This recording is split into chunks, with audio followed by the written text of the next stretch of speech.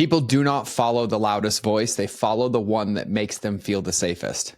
I found a study that said 91% of online content now uses aggressive tactics. Let's call it yelling. Yet studies show that force-based marketing reduces trust by 76%. So what if the key to standing out isn't about shouting louder? It's about being the calm in the chaos. Welcome back to the Mind of George show. It's the show for entrepreneurs like yourself who know that scaling their business isn't just about strategies and tactics. It's about breaking free from the outdated business models, the copy and paste, give my soul a shower, things that we faced, and the mindset limitations, all so that we can grow and scale with ease and impact. By mastering our mindset, by having messaging that aligns and converts, as well as having the customer journeys that will retain our clients, get them results, and bring them to refer more ones in. And in this episode, I talk about, and I'm going to challenge it aggressively, for everybody to stop yelling on the internet. Let's call it force-based marketing, because there's an epidemic sweeping the online space. And I feel rightly qualified to talk about this because I used to be that guy. I used to be the one that screamed and yelled and used force. And I learned the hard way that short-term gain leads to long-term pain. And true leadership comes from presence, not pressure. And so this episode is all on how to stand out without shouting. And we dive deep into why force reveals more about doubts than expertise, the hidden cost of aggressive marketing tactics, how to be the calm in the chaos, the 3 keys to presence-based leadership, and why trust beats attention every single time. And just because I'm falling in love with data, I'm like in this new data era of George, I found some studies on this one. Aggressive marketing tactics reduce customer lifetime value by 67% from the Harvard Business Review. 83% of consumers trust brands that show consistency over time. Companies that are focused on trust over tactics see 41% higher retention, and 92% of consumers, and this is Nielsen, like one of the most accurate data sources ever, 92% of consumers trust earned media over pushed messages. And so I unpack all of that in today's episode. So without further ado, let's get into the show. Maybe it's just me, but everybody on the internet needs to stop yelling. They need to stop yelling at me. Every time I open a piece of content, I feel like I'm getting screamed at. But genuinely, this conversation's come up a ton, and I want to know, have you noticed how loud the online space has become? Everyone is shouting. They're shouting with words and aggressiveness. They're telling you what to do, why they're right, why you're doing it wrong. And it feels like a constant battlefield for attention. And trust me, that's a losing game, because trust is what we're after. And what I see that as is overcompensation. Force means I don't believe what I'm actually telling you. Overcompensation with force reveals more about their doubts than it does their ability or belief in what they have to offer. And true leadership, and I am far from being a perfect leader, nor do I even label myself one, but in what I've learned and who I've learned from and what I've studied and the results that I've gotten and get for people and even myself, it doesn't come from shouting louder. It doesn't come from yelling louder than everybody else. It comes from embodiment. It comes from drinking your own Kool-Aid and taking your own medicine so that you're so embodied in it that you become that person and people feel it without needing to be convinced. And if we look at the online space, the only thing that's gotten crazier is the amount of people, the amount of noise, the amount of things that we see. And it is just saturated. It's like somebody turned the static radio dial or nails up on a chalkboard up 1,000, and it's people using force instead of conviction. And when we try to get people, or we try to convince people, or we try to force people to believe us, I can't speak for someone's reasoning or what's underneath it, but I'd say 9.5 times out of 10, it doesn't lead to where they think it's going to lead. Because it feels like you're trying to convince me to believe something that I don't believe to be true yet. And the more you force it, the more reactance is created. And there is a better way to stand out. There is a better way to play the game. And truthfully, the better way leads to long-term results. And it focuses on the real priority when it comes to building and scaling a business, which is not forcing people, not convincing people, not tricking people, but instead enrolling people after you've established trust, and then allowing them to come in and get the results that you're helping with. And it's not about force, it's about presence. And I had to really dive into this because I don't want to be mean or bad. So I'm just going to share a personal anecdote. And I just got goosebumps having the thought about what I'm about to share. There are clips of me on the internet 3 years ago, 5 years ago, 10 years ago, where I was the guy yelling, where I was the guy using force. And truthfully, it was overcompensation. Not that I didn't believe in what I did or how I did it, but I was more focused on people liking me or having numbers or chasing results than I was about actually believing the things that I was saying. And it truthfully took me achieving everything and losing it all multiple times to realize that I was the biggest challenge. And I see this yelling and people gaslighting people, and it's my way or the highway, or you're wrong, or your beliefs don't matter, or that's not the right way, or it's only my way, you can do it. And it like irks my skin. But then there's a part of me that has empathy and compassion because that's how I used to be. And it took me years of focusing and analyzing to look inside and realize that the reason that I was yelling is because I wasn't taking my own medicine or drinking my own Kool-Aid. Because the moment I got rooted in deep belief, and that belief for me is my faith, but also in like the mission and the movement that I have, I didn't need to scream anymore because it was felt. And if you truly believe what you do, you don't need to convince anyone because your presence speaks louder than words. And we all know who those people are. We all know when we walk into a room, it's like we see this person or we hear them give a talk, and it just feels like everything flows. And we're like, I don't know who they are. I've never heard them before, but I want to drink their Kool-Aid. And then we've all had experiences where we've been a part of something or heard something or been on a call, and we're like, I just feel like I was inside of a car dealership and I wasn't even looking for a new car.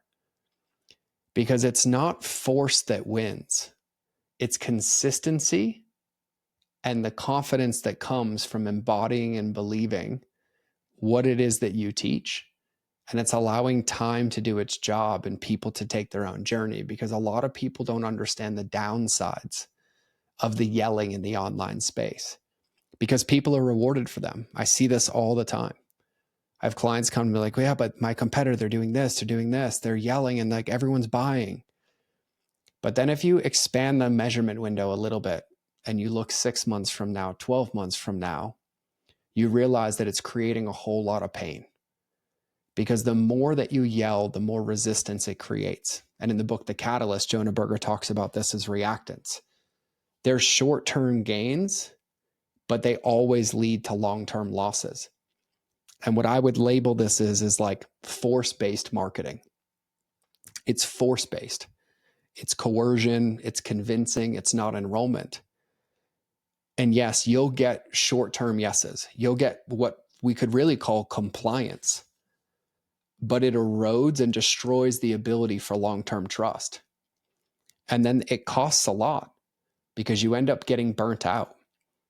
Your energy is like getting louder, being everywhere, being louder than everybody else in the room. And eventually you run out of gas and you can't do it anymore. And you end up attracting the wrong clients. You end up attracting the wrong audience. You end up attracting the wrong community. Because instead of people who are there by trust and by choice, you have people that are there by force, and you spend most of your days and your time convincing people and keep convincing people and keep convincing people instead of keeping and building relationships with the ones that are aligned. And there is a better way. There has always been a better way. And this is why I love the internet. Like, pre-2010, I was lucky that I started early, and I had this conversation on a podcast with somebody earlier. I'm blessed that I grew up in a space before Instagram and TikTok and all, even paid media, like paid Facebook ads didn't exist when I started. And so there wasn't really all these places to be loud and to yell. And then there wasn't all this noise that came in that kind of got in the way of everything. But the better way has been the right way. And I'll say that, the right way, the foundational way from day one, where it's presence over pressure. And so if we really, really think about it, is like, how do we operate in a way that feels in alignment with us without feeling like we have to compete and out yell and turn the volume knob up and try to be more everywhere than everybody else? It's really focusing on three core things. Number one is being the calm in the chaos. Being the calm in the chaos. And I'm blessed that I got to be a Marine for 13 years of my life. One of the greatest gifts that I've ever been given. It just took me quite a long time to go through a lot of therapy and then realize all the gifts in it. But I remember as a young Marine, I never trusted the leaders who yelled, who swore, who tore us down. Who I always trusted was the one who made me feel the safest, because they were constant, they were consistent. Because people don't follow the loudest voice. Yes, will it get their attention? 1,000%. Will it get you to stop and look? 1,000%. But most of the time you won't look back, or you'll start to turn that radio dial down, because people do not follow the loudest voice. They follow the one that makes them feel the safest. And when we think about business, when we think about entrepreneurship, what we're really thinking about is the fact that we're building relationships at scale over time. And there is a short game to be had where people play it, and you see people playing it all the time, where they're trying to convince. But I don't think convincing is a winning game. I think demonstrating is the game that wins forever. So how do you demonstrate? You demonstrate through your actions. You demonstrate through your content. You demonstrate through your consistency. And that's what gets people's attention. So being the calm in the chaos is being the keel in the water. It's being the constant. The reason we'll latch onto television shows isn't because they drop a different episode at different day every day of the week. It's because we can look forward to it, and it's constant and it's predictable, and we like what happens when we see it. Just like you'll see people doing messaging and it feels like every month they're changing their tone or they're changing their delivery, and you're like, I don't know which way is up. But when somebody is constant and consistent, you typically resonate with it more because you feel safe with it.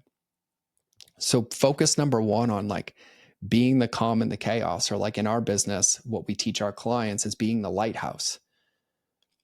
It's finding your belief system, finding what you stand for, what you stand against, and being constant and consistent in it. Because being calm in the chaos isn't about screaming, it's about speaking consistently, which leads us to point number two, which is allowing your beliefs to speak for themselves. You've all been a part of this. You've seen this where somebody tells you over and over and over what they believe. But then you've all had experiences of people where you know what they believe based on how they show up every day. Because this isn't a game about chasing. It's a game of presence. And when your presence is so strong and so consistent, the only option people have is to lean in if you're aligned with them, or lean out if you're not. So one of the ways that I see this, and my most successful clients do this, is instead of telling people that your way is the best way or your way is the only way, demonstrate it by showing them results. Show them before and afters. Show them your process. Show them why you think the way that you think. Show them why you do the things that you do. Show people what it was like before and after, and they'll know what you believe in the process.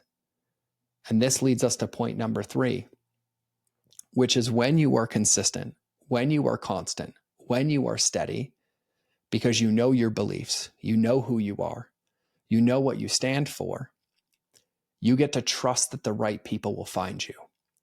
Because not everybody needs to agree with you, and that's a good thing. There are some of you that listen to this podcast, and I love you from the bottom of my heart. And I promise you that none of us agree on everything. None of us agree on a lot of things, but we can still commingle, we can still co-create, and we can still win. There is a level of you owning yourself, owning your power, owning your business, owning your products, owning your coaching, that when you own it, when you have your belief system, and when you are constant and consistent in it, not everybody's going to agree with you, and that's the point. But when you start to embody it and you're consistent with it, you start attracting the right people that are truly meant to be in your life or truly meant to be in your business. This applies for clients. This applies for team members. This applies to friends.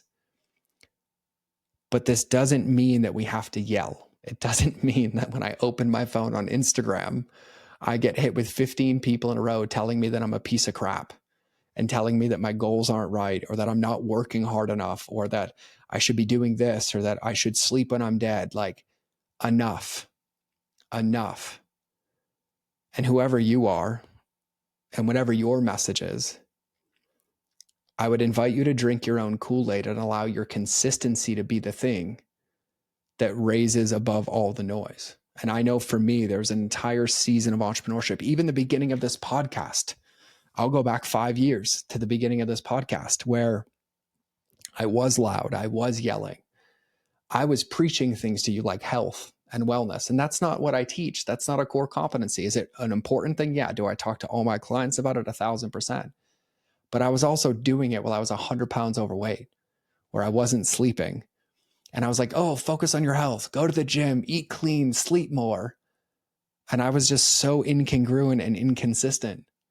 And it's so crazy because now, as somebody who takes his own Kool-Aid and prioritizes his own advice, my health and my vitality is really important to me. And it's so funny because all of my clients, and I love all of you, we all talk about health and we're all very, very similar. And they were attracted to me for that reason. But it's because I ended up walking the walk, not just talking the talk. And this is not a knock on people that are yelling. This is not a knock on people that are marketing and quote unquote, using force marketing. But it is an invitation if this lands and resonates for you. Because I have clients who fall into this all the time, and it's the comparison trap. They're like, oh, I think I need to yell. I think I need to be aggressive. I had somebody say to me 2 weeks ago, like, I think I need to stop caring and start treating people like crap. And I was like, absolutely not. Your belief system, your value, the way that you see the world is your identity. And the way to win in a chaotic world and a noisy world is to be a constant inside of it, which is why I use lighthouses as branding. Because when you see a lighthouse and they turn it on, they never turn it off. That light is constantly spinning at the same pace, at the same rate, sending out the same color of light every single time. And I would submit that that's what leadership is. And so my invitation for you is, if you ever find yourself in that comparison trap of like, well, they do it, so I have to do it, or they transact this way, so I have to, or they're yelling, so I want to yell. I want you to do like an integrous audit of your content, of your conversations, of your marketing. And I want you to see if there's anywhere you're trying to force. And if you find those areas of force, I want you to ask yourself, what would it look like to use trust instead? What would it look like to use connection and consistency instead? Because I genuinely believe that the loudest voice isn't the most powerful. But your power comes from your presence, from the embodiment of those beliefs, and your willingness to own those beliefs moving forward. Because businesses will come and go, strategies and tactics will come and go, but your beliefs won't. And if you fully own those and you stand on them for business and like you're willing to die on that hill, I think you'll be rewarded forever. And I have 2 clients right now that are living in this. And it started with like, hey, I'm just going to keep sharing this because it matters to me. And this is what I believe. I'm like, keep sharing it. And then the haters came and it's like, oh, we're getting attacked. And I'm like, let's keep going. And now it's like my program's full. I have a waiting list for the next one. And it's not even this big, bold idea. It's focusing on quality relationships. But it's not about yelling it. It's not about screaming it. It's not about forcing it into people. It's about being consistent, being constant, and being embodied in what you believe. I don't think the noise of the world is going to go away. I don't think the people yelling are going to go away. But I don't think that you need to yell to be on the same field and attract your ideal clients and attract your ideal customers and find the right people for your products and services. And that is my favorite thing to help people do. And so this is just an invitation, because I swear I cannot be the only one that feels like I'm getting yelled at on the internet. But just because you see it, just because you consume it, doesn't mean that you have to become it. I would submit it's an invitation for you to lean this way more if this resonates. Be consistent and constant with your clients. Be consistent and constant with your team. Be consistent and constant in your messaging, and allow your actions and the things that you share be the things that people can consume to know who you are, to know how you operate, so that they can feel safe and trust you. Because if you think that it's a battlefield of attention, I think it's a lose-lose game. Because attention does not create results. Trust creates results. Because trust allows somebody to build a relationship with you. A relationship allows somebody to pursue you and come into your world. That relationship allows you to get them results. Those results equal revenue, referrals, and the most important R of all of them, which is retention. And if you happen to be one of the people yelling, please stop yelling at me. I love you, but I think there's a better way. And so I wanted to share this today, and I hope this was helpful. And I would also love to know your thoughts on this. Like, use my DMs on Instagram and spill the tea. Give it to me, send it to me, tell me what you think, tell me what you feel. But I want to invite you that the best lighthouses in the world are not the biggest ones. They're not the brightest ones. They're the ones that haven't moved since they've been built and are constantly and consistently spreading the same message. And when the right boats need them, they always find them and they find their way home. And so I love you. I appreciate you. I'll either see you in the next episode or you'll hear me in your earballs. But either way, we're out.